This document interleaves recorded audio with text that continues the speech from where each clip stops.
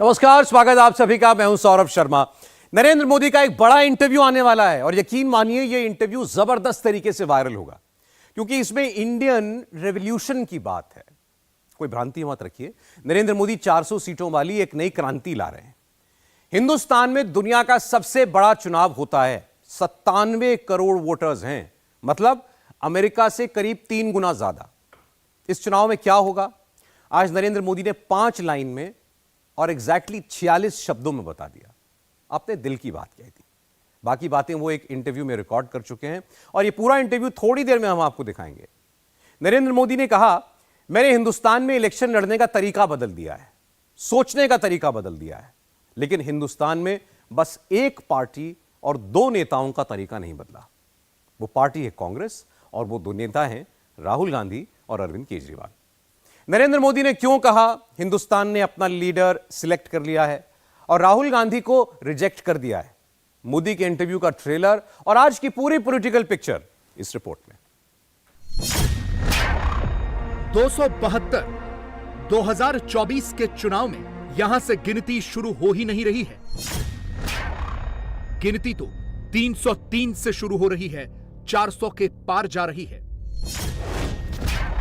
40 साल में ऐसा एक तरफा चुनाव कभी नहीं हुआ, तो क्या विरोधियों ने ही मोदी को क्लीन स्वीप दे दिया?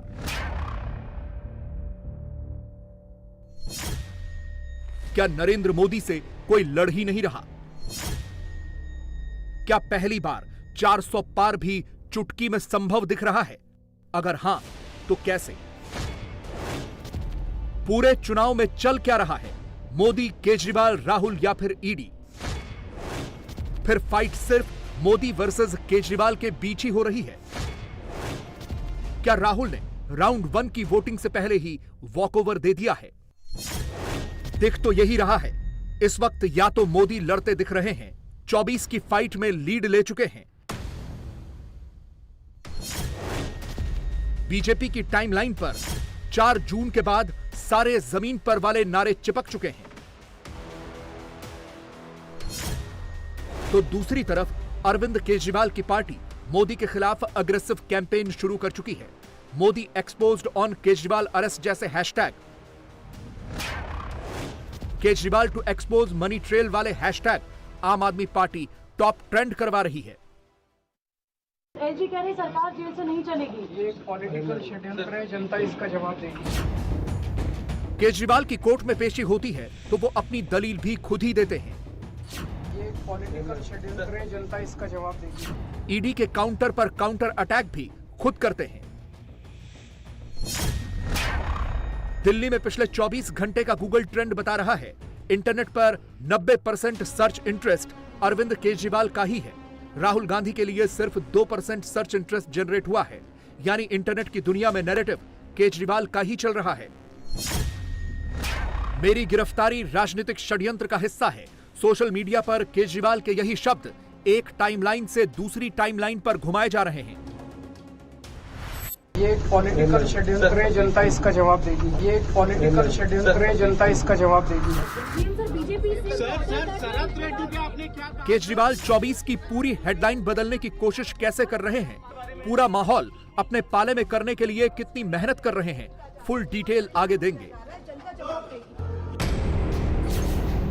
मगर उससे पहले उस किरदार की बात करते हैं जिसे 24 में मोदी का सबसे बड़ा ओपोनेंट कहा जा रहा है, यानी राहुल गांधी, जो चुनाव से पहले ही खुद ही हेडलाइन से गायब हो चुके हैं। यह समझने के लिए आप इस तस्वीर को गौर से देखिए। इसमें राहुल गांधी को ढूंढिए, वो इस फ्रेम से गायब हैं। सिर्फ 3 चेहरे दिख रहे हैं।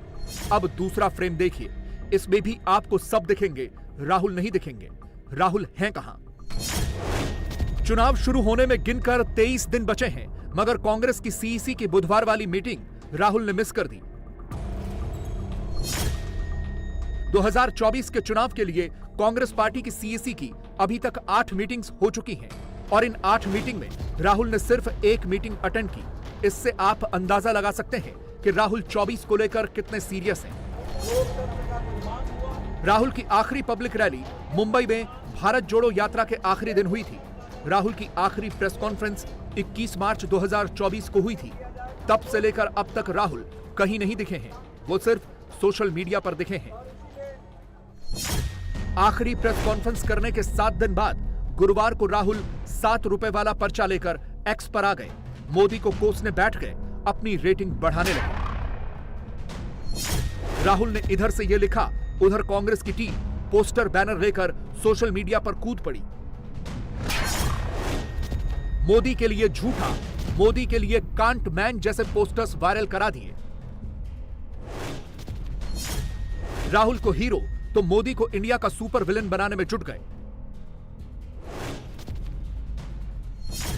कांग्रेस अध्यक्ष ने खुद ही मोदी विरोधी मोर्चे को एक्स पर लीड किया।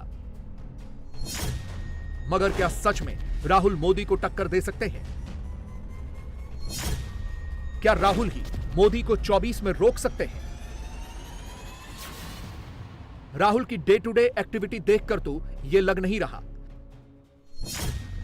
जब 24 की स्ट्रेटजी बनानी थी तो उस वक्त राहुल यात्रा पर निकल गए। अब जब चुनाव में गिनकर 3 हफ्तों का समय बचा है तो उस वक्त भी राहुल ग्राउंड से ही गायब हैं। अगर ये मान भी ले कि राहुल लड़ रहे हैं तो पंजाब गए हुए उन्हें कितने दिन हुए? शायद महीनों। पिछला दौरा 2023 में था। वायनाड और अमेठी गए हुए राहुल को 1 महीने बीत गए। यानी राहुल न घर से निकल रहे हैं, न टिकट बांटते दिख रहे हैं, न उत्तर भारत में घूम रहे हैं, न बिहार में फॉर्मूला बना पा रहे हैं। महाराष्ट्र में भी इंडी अलायंस वाले आपस में ही एक दूसरे से लड़ रहे हैं। यानी रिंग में उतरना ही नहीं है। अब जब राहुल उतरेंगे ही नहीं तो फर्स्ट राउंड, सेकंड राउंड में कैसे लड़ेंगे? और जब वो लड़ेंगे ही नहीं तो मोदी को वॉकओवर मिलेगा ही। मोदी 400 के पार जाएंगे ही। और ये कैसे होगा, इसे अलग अलग डेटा से थोड़ी देर में डिकोड करेंगे।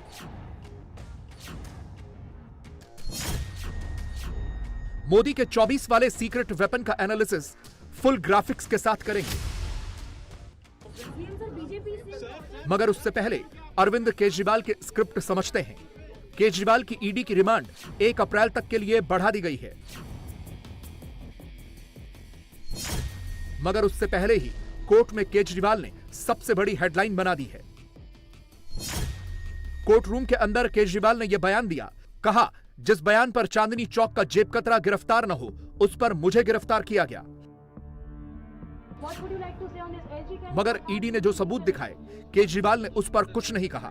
कोर्ट में ईडी ने बताया कि दिल्ली के सीएम को क्यों गिरफ्तार किया गया।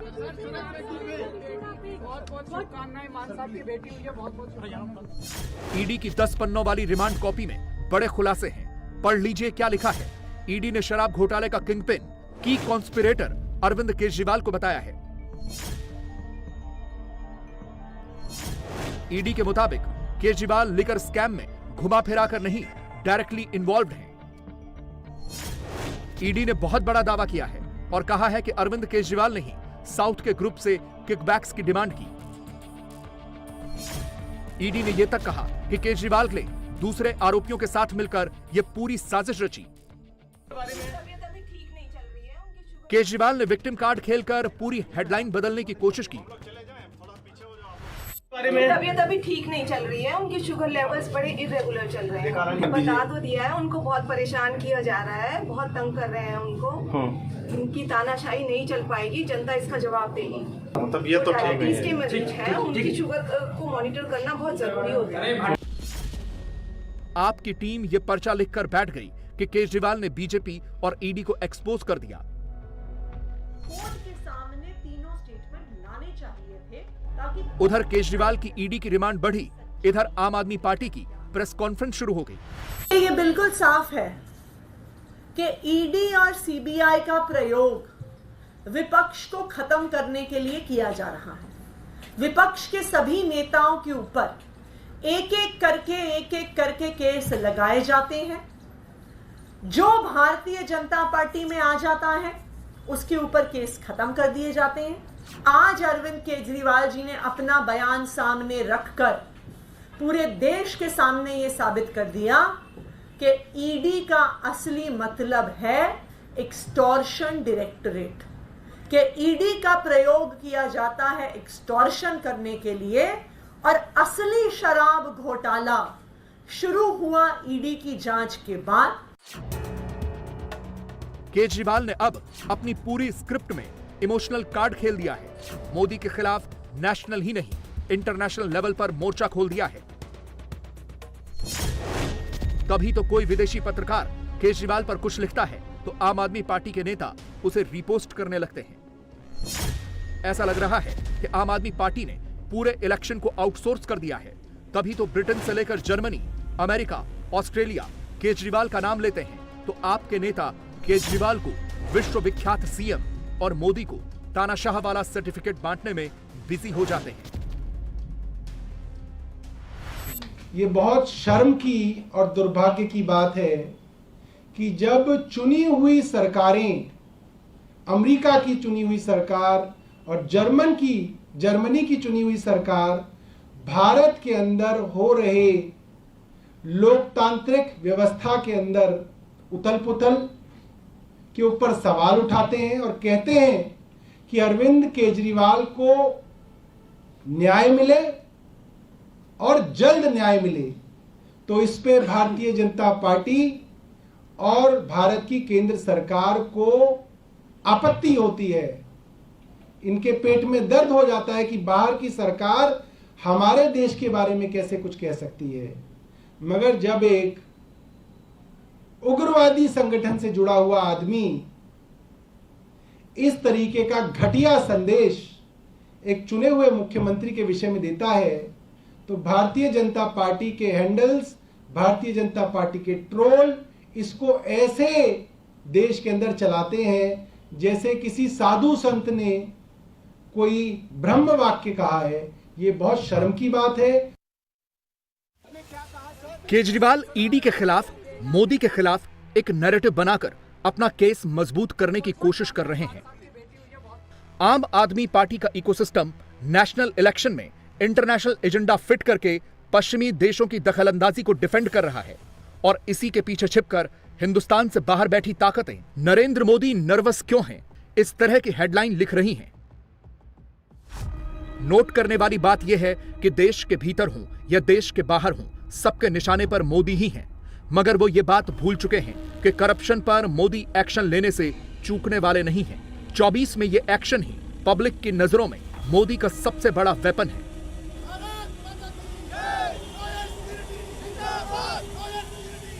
कुछ घंटों पहले ही केजरीवाल की गिरफ्तारी के खिलाफ आम आदमी पार्टी की लीगल सेल के वकीलों ने खूब हंगामा बरपाया था, मगर अब उसके काउंटर में भी जवाब आ गया है।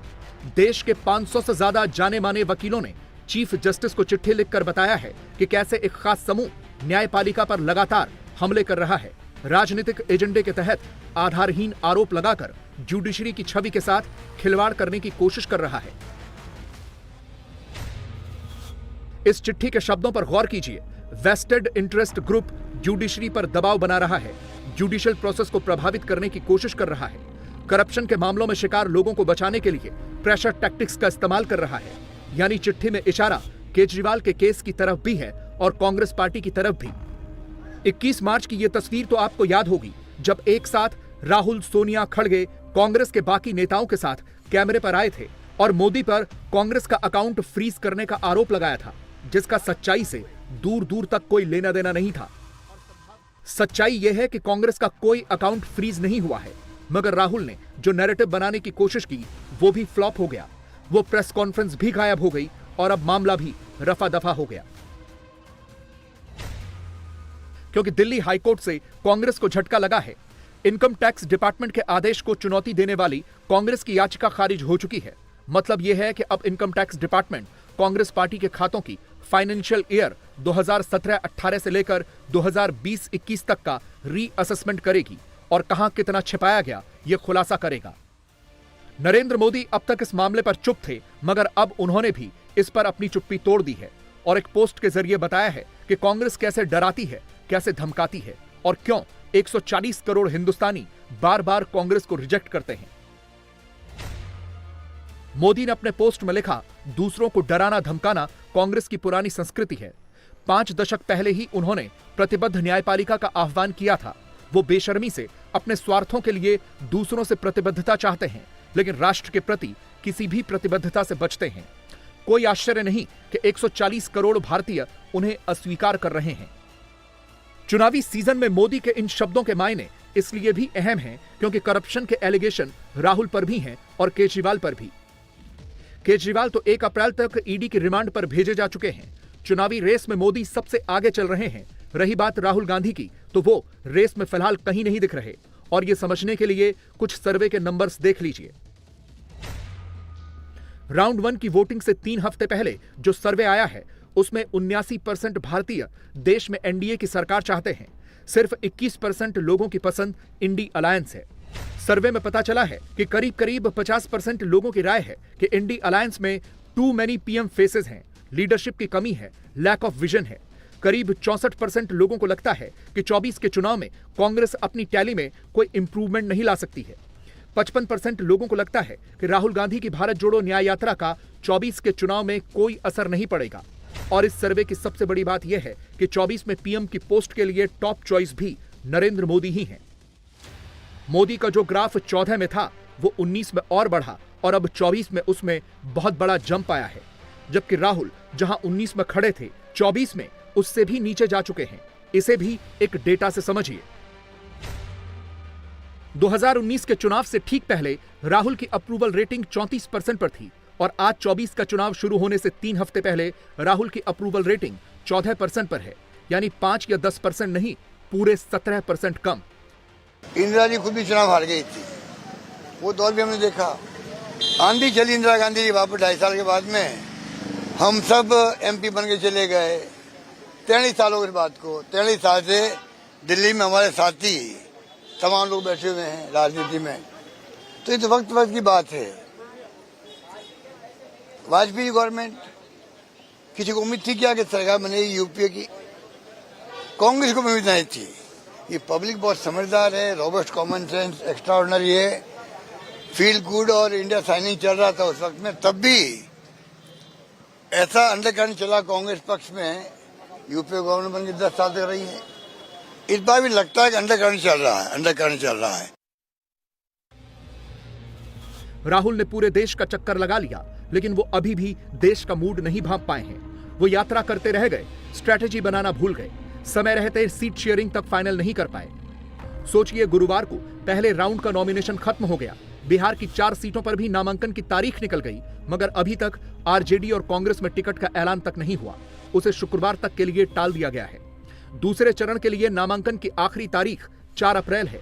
26 अप्रैल को इस फेज में 88 सीटों पर वोटिंग होगी, जिनमें से 1 सीट केरल की वायनाड की भी होगी, जहां से राहुल गांधी सांसद हैं। और राहुल यहां भी 3 अप्रैल को अपना नॉमिनेशन फाइल करने पहुंचेंगे, यानी तारीख खत्म होने से 1 दिन पहले।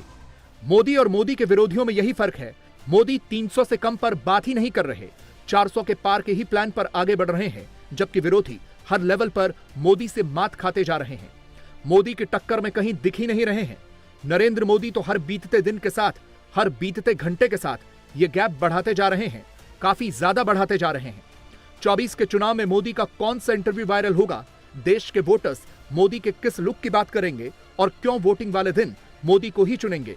बिल गेट्स के साथ हुए इंटरव्यू का एक टीजर खुद प्रधानमंत्री ने रिलीज कर दिया है।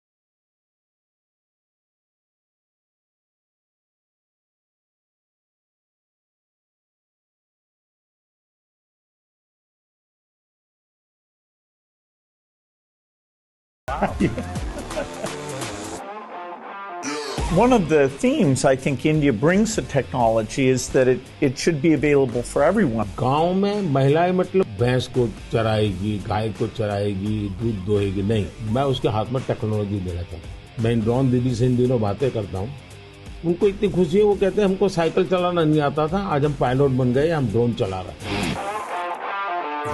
Well, India brings to the climate change a rich history of caring about the environment. ये जो जैकेट है, ये रिसाइकल मटेरियल का है। प्रगति के पैरामीटर हमने क्लाइमेट फ्रेंडली बनाने चाहिए। आज हमारे प्रगति के सारे पैरामीटर एंटी क्लाइमेट हैं। During the pandemic, it was fantastic that the vaccines got invented and India made a lot of those. How did you manage the communication? आप लोगों को एजुकेट कीजिए और उनको साथ लेकर के चलिए। ये वायरस वर्सेस गवर्नमेंट नहीं है, ये लाइफ वर्सेस वायरस की लड़ाई। You're one of the hardest working people ever. When you do want to relax, do you have a game or something that helps you to take time off? मुझे बहुत अच्छा लगा और कई विषयों पर ऐसे गप्पे मारने का मौका मिला।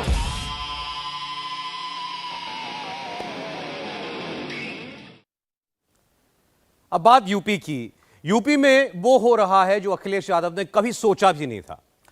अखिलेश यादव से मुसलमान भी टूट रहा है और दूसरी ओर हिंदू एकजुट हो रहा है। इस बार चुनाव मोदी योगी के नाम पर होगा। जाति और धर्म का मसला तो अखिलेश लेकर आए थे। पहले उन्होंने पीडीए बनाया, मतलब पिछड़ा, दलित और अल्पसंख्यक। इस पीडीए से पिछड़ा छिटक गया और मोदी योगी के साथ चला गया। लेकिन अखिलेश यादव की परेशानियां यहीं खत्म नहीं हो रही हैं। अब अखिलेश यादव के साथ मुसलमान भी नहीं है और अब तो दलित भी चला गया। अल्पसंख्यक भी अखिलेश यादव से मुंह फेर चुका है। ओवैसी तो इसी का इंतजार कर रहे थे कि इलेक्शन कैसे टर्न होगा। तो क्या मुरादाबाद से, मेरठ से, रामपुर से, अमरोहा से चुनाव बदल गया? क्या योगी के पास 80 सीटों की गारंटी आ गई और अखिलेश के पास 20% का बंटवारा हो गया है? पूरी रिपोर्ट देखिए।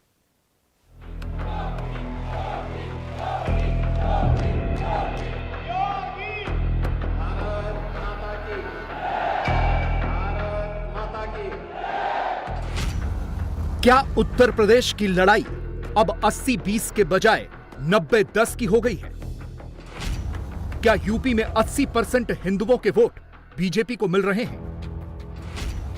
क्या 20% मुसलमानों के वोट अखिलेश यादव को नहीं मिल रहे? क्या यूपी के 20 में से 10% मुसलमानों के वोट बंट रहे हैं? क्या उत्तर प्रदेश में अखिलेश यादव के हाथ से मुसलमान छूट रहा है और योगी के हाथ से हिंदू वोट न छूट रहा है और न बंट रहा है? यह अमरोहा है।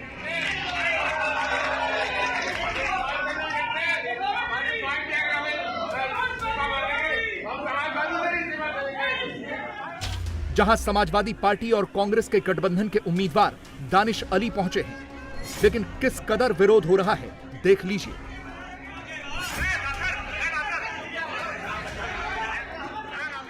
पश्चिमी यूपी में जिन जिन सीटों पर मुस्लिम वोटर ज्यादा हैं, वहां समाजवादी पार्टी के साथ ऐसी ही समस्याएं आ रही हैं। मुरादाबाद, रामपुर और अमरोहा में बगावत हो गई। मेरठ में घोषित प्रत्याशी को बदलने की बात हो रही है। इसीलिए तो कहा जा रहा है कि अखिलेश के हाथ से यह मुस्लिम वोट खिसकता जा रहा है और अखिलेश की पार्टी की यही बगावत बीजेपी की राह और आसान कर रही है। कैसे? सबसे पहले यही देखिए। योगी आदित्यनाथ खास तौर पर उन सीटों का दौरा कर रहे हैं जहां पहले चरण में 19 अप्रैल को वोट डाले जाने हैं। ऐसी ही 3 प्रमुख सीटें हैं, मुजफ्फरनगर, कैराना और सहारनपुर। आज ही इन तीनों ही सीटों पर यूपी के सीएम पहुंचे। इनमें से 2 सीटें बीजेपी के पास हैं। योगी का संदेश भी साफ है, रणनीति भी क्लियर है कि हिंदू वोट नहीं बंटने देना। आपका एक वोट जब गलत हाथों में जाता था तो मुजफ्फरनगर में महीनों कर्फ्यू लगता था। आपका एक वोट सही हाथों में गया तो मुजफ्फरनगर अब कर्फ्यू नहीं, कावड़ यात्रा के लिए जाना चाहता है।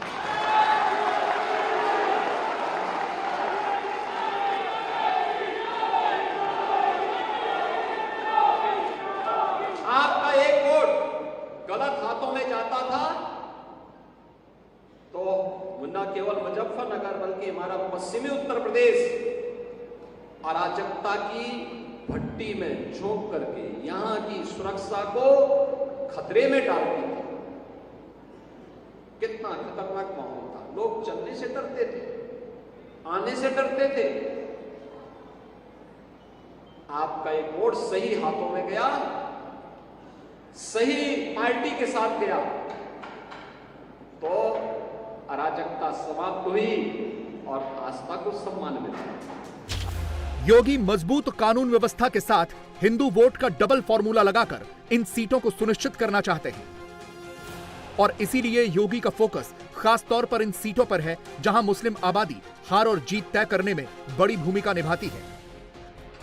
मुजफ्फरनगर सीट पर 30% के करीब मुस्लिम वोटर हैं, कैराना में 32% और सहारनपुर में 39% के करीब मुस्लिम वोटर हैं। इसीलिए योगी ने अपने मिशन 80 की शुरुआत इन सीटों से की है ताकि सीधा संदेश यह जाए कि जहां विपक्षी अभी तक टिकटों के बंटवारे और बगावत में उलझे हुए हैं तो बीजेपी शुरुआती बढ़त बना रही है। हिंदू वोट बंटे ना, इसके लिए योगी इन सीटों पर जाकर राम मंदिर का जिक्र कर रहे हैं, कांवड़ यात्रा का खास तौर पर उल्लेख कर रहे हैं, मजबूत कानून व्यवस्था की भी याद दिला रहे हैं। इसीलिए योगी कह रहे हैं कि 17 से पहले इन इलाकों में कर्फ्यू और दंगा होता था, अब विकास हो रहा है।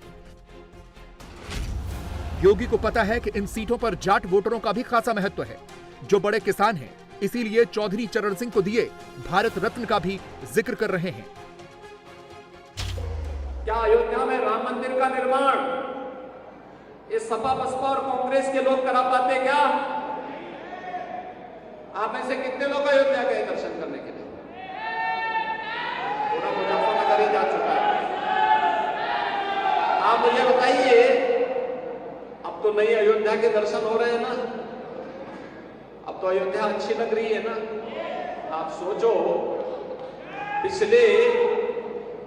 पिछले 2 महीने के अंदर अयोध्या में 1.5 करोड़ से ज्यादा श्रद्धालुओं ने दर्शन किया है और देश के अंदर से अलग-अलग क्षेत्रों से, यानी इतने बड़े पैमाने पे लोग आ रहे हैं और सुगमता से दर्शन हो रहे हैं। सड़कें वहां चौड़ी हो गई, भव्य राम मंदिर का निर्माण हो गया, रामलला विराजमान हो गए। नहीं तो सब सपना था। आपके पूर्वजों ने इस धरोहर को बचाए रखने के लिए अपने संबोधन के साथ ही राम राम जोड़ दिया। यह पश्चिमी उत्तर प्रदेश का वो इलाका है जहां मुसलमानों के अलावा जाट एक महत्वपूर्ण वोट बैंक है। अब की बार तो जयंत चौधरी का बीजेपी के साथ गठबंधन भी हो गया है। बीजेपी को पूरी उम्मीद है कि गठबंधन की वजह से सारे जाट वोट उन्हीं के खाते में आएंगे और फिर बीजेपी ने भी कोई कमी नहीं छोड़ी है। जाटों के सबसे बड़े नेता चौधरी चरण सिंह को भारत रत्न भी दिया है। खुद योगी आदित्यनाथ अपनी हर सभा में गर्व से कह रहे हैं कि हमने चौधरी साहब का सम्मान किया। बीजेपी की दनादन शुरुआत हो चुकी है। योगी यूपी की 80 सीटों की तरफ टारगेट करके चल रहे हैं। दूसरी तरफ अखिलेश यादव की समाजवादी पार्टी है जो उन सीटों पर भी पिछड़ रही है जहां उसे जातीय समीकरण की वजह से बढ़त थी। ऐसी सीटों की संख्या अब 4 हो गई है जो विरोधी मोदी को गिफ्ट कर रहे हैं। पहली सीट है मुरादाबाद जहां 45% मुसलमान हैं। दूसरी सीट है रामपुर जहां 52 से 55% मुस्लिम वोटर हैं। तीसरी सीट है अमरोहा जहां 41% मुस्लिम वोटर हैं और चौथी सीट है मेरठ जहां 35% मुस्लिम आबादी है। इन चारों ही सीटों पर क्या समस्या हो गई है, अब ये विस्तार से बताते हैं।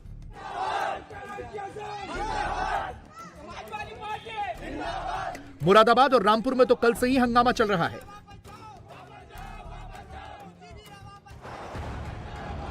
अब यहां अखिलेश यादव के लिए क्या नई समस्या पैदा हुई ये बताएंगे, लेकिन उससे पहले अमरोहा सीट का हाल देख लीजिए। अमरोहा से मौजूदा सांसद दानिश अली हैं जो पिछली बार बीएसपी से जीते थे लेकिन अब कांग्रेस में आ गए हैं। गठबंधन में अमरोहा सीट कांग्रेस के हिस्से आई है तो दानिश अली इस बार कांग्रेस के प्रत्याशी बनकर अमरोहा पहुंच गए। लेकिन समस्या यह है कि दानिश अली बाहरी हैं, अमरोहा के नहीं हापुड़ के हैं। इसीलिए अब अमरोहा के समाजवादी पार्टी के कार्यकर्ताओं ने उनका विरोध शुरू कर दिया है। अमरोहा में दानिश अली का जबरदस्त विरोध हो रहा है। ये समाजवादी पार्टी के दफ्तर की तस्वीरें हैं जहां दानिश अली पहुंचे थे, लेकिन वहां मौजूद सपा के कार्यकर्ताओं ने उनका विरोध करना शुरू कर दिया। मंच पर दानिश अली मौजूद थे और उन्हीं के सामने सपा के कार्यकर्ता गालियां दे रहे थे। दानिश अली मुर्दाबाद के नारे लगा रहे थे। मुद्दा है कि दानिश अली बाहरी हैं, इसी बात का विरोध है।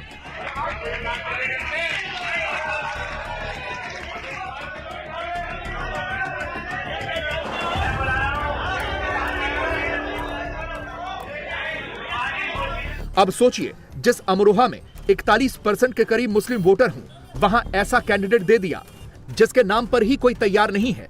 ऐसे में इस सीट पर मुस्लिम वोटों का बंटना तय है, जिसका सीधा फायदा बीजेपी के उम्मीदवार को होगा।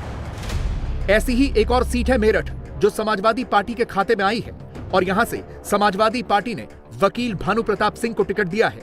इनका बहुत भीषण विरोध हो रहा है। सपा पर दबाव है कि वो इनका टिकट बदले। 2017 में भानु प्रताप ने बुलंदशहर विधानसभा से चुनाव लड़ा था और उन्हें सिर्फ 1224 वोट मिले थे। अब ऐसे नेता के भरोसे समाजवादी पार्टी मेरठ की सीट जीतना चाहती है, जहां बीजेपी ने रामायण सीरियल के राम अरुण गोविल को उम्मीदवार बनाया है। इसीलिए अब समाजवादी पार्टी के अंदर से ही अपने कैंडिडेट को बदलने की मांग हो रही है। अब उस मुरादाबाद के हाल भी जान लीजिए, जहां सिटिंग सांसद एसटी हसन का टिकट काटकर बाहरी रुचि वीरा को समाजवादी पार्टी ने उम्मीदवार बनाया है। समाजवादी पार्टी के सांसद एसटी हसन ने रुचि वीरा की मुखालफत का ऐलान कर दिया है। एसटी हसन साफ साफ कह रहे हैं कि वो रुचि वीरा के लिए प्रचार नहीं करेंगे। उन्होंने बता दिया कि रुचि वीरा के पक्ष में मुस्लिम वोटरों को वो नहीं ला पाएंगे। यानी बगावत हो चुकी है। सिटिंग सांसद की बगावत होगी तो सपा की हार सुनिश्चित है। मेरी मजबूरी है कि मैं मुरादाबाद के अंदर प्रचार नहीं कर सकता। अब मजबूरी इसलिए है कि मेरे लिए जिन लोगों ने रोजे माने हैं, नफिलें मानी हैं, दरगाहों की चादरें मानी हैं, जिन लोगों के यहाँ वजीफे कुरान खानियाँ हुई हैं, प्रार्थनाएं हुई हैं मंदिरों में, यज्ञ माने हैं, अगर मैं इस प्रत्याशी के साथ खड़ा हूँगा तो उनका दिल टूट जाएगा। तो आप समाजवादी पार्टी की जो कैंडिडेट है रुचि वीरा, उसके लिए प्रचार नहीं करेंगे, ये कह रहे हैं? नहीं, हरगिज़ नहीं कर सकता। तो फिर तो ये तो दिखेगा आप पार्टी के साथ खड़े नहीं है जैसा। नहीं, पार्टी जहाँ चाहे मुझे भेजे, मैं वो उन आदेश का पालन करूंगा। आप मुखालफत भी नहीं करेंगे रुचि वीरा की? नहीं, मैं किसी की मुखालफत नहीं करूंगा, लेकिन मैं अपने लोगों का दिल नहीं तोड़ूंगा। समाजवादी पार्टी ने मुरादाबाद में खुद अपने पैरों पर कुल्हाड़ी मारी है। यहां से एसटी हसन के टिकट काटे जाने को लेकर मुस्लिम आबादी में खासा आक्रोश दिख रहा है। मुरादाबाद में 45% के करीब मुस्लिम आबादी है, जिनका बंटना अब तय है। एसटी हसन साहब को इसमें टिकट होना चाहिए था और वही इसे यहाँ जीत सकते थे। बाहरी तो उन्होंने रुचि वीरा जी को जो टिकट किया बिल्कुल गलत है और वो कभी यहाँ से जीत नहीं पाएंगी। योगी मोदी तुझसे बैर नहीं, अखिलेश तेरी खैर नहीं। Doctor S T Hasan, doctor S T Hasan. S T Hasan की उम्मीदवारी देने के बाद ये फिर काट दिया, ये कौन सा मसला है? पूरा मुसलमान मायूस है। कल से लोगों ने घरों में रोटियां नहीं खाई हैं, रोजा अफ्तार नहीं किए हैं। लोग इस कदर मायूस है क्योंकि मुसलमानों की दिलादारी की है अखिलेश यादव ने, और इंशाल्लाह आने वाले वक्त में हम किसी का एहसान बकाया नहीं रखते। इंशाल्लाह हिसाब जरूर चुकाएंगे। लेकिन वो तो ये कह रहे हैं कि भाई आजम खान की वजह से टिकट कटा है। आजम खान की करीबी है रुचि वीरा तो। अरे आजम खान कोई राष्ट्रीय अध्यक्ष थोड़ी है, राष्ट्रीय अध्यक्ष तो अखिलेश यादव जी हैं। क्योंकि आपने जानबूझ के 74%, 47% मुस्लिम वोटों के ऊपर लाकर आप रुचि को खड़ा कर रहे हैं। क्या मैसेज देना चाहते हैं आप? क्या चाहते हैं आप?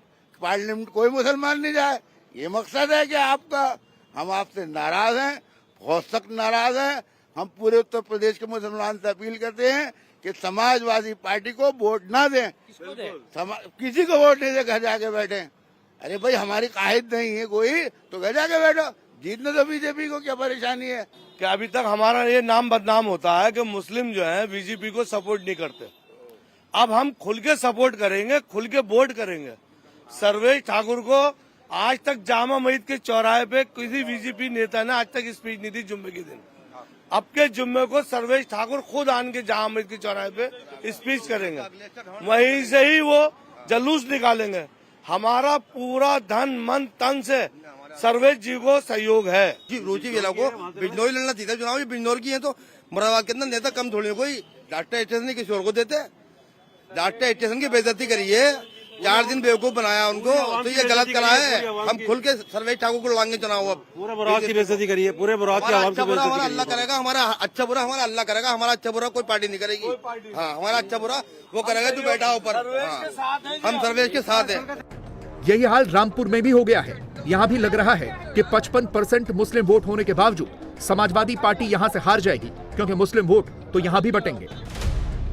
रामपुर से समाजवादी पार्टी के आधिकारिक उम्मीदवार मुहिबुल्लाह नदवी होंगे, जो दिल्ली की एक मस्जिद के इमाम हैं, बाहरी प्रत्याशी हैं। रामपुर में आजम खान के खास आसिम राजा का नामांकन कैंसिल हो गया है।